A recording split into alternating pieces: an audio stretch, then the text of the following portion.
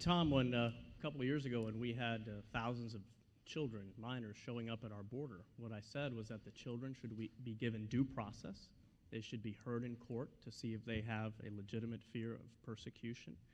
And if they have legitimate cases and family in the United States, they should stay. If they don't have family in the United States, I said they should be returned to their countries. Why?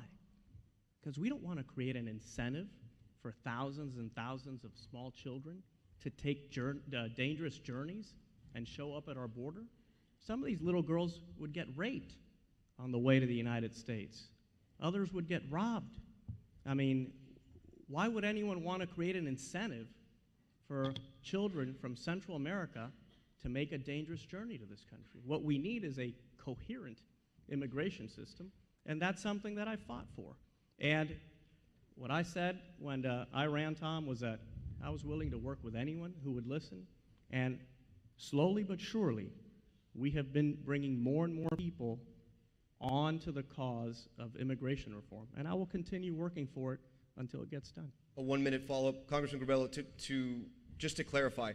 So, for the children that were on the other side of the border, or on the wrong side of the border, you thought there was an argument to be made that they should maybe go back unless there were reasons they should stay. But then when you actually stayed with the family, the migrant family who was already on this side of the border, you felt more compassion for them? If you could just clear that up. No.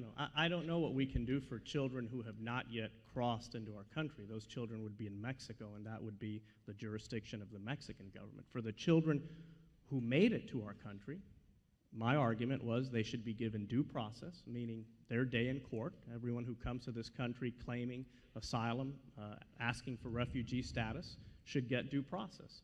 The children who had legitimate claims and families here should have been allowed to stay, and they were. And the children who did not should have been returned to their home countries, to their families. Okay.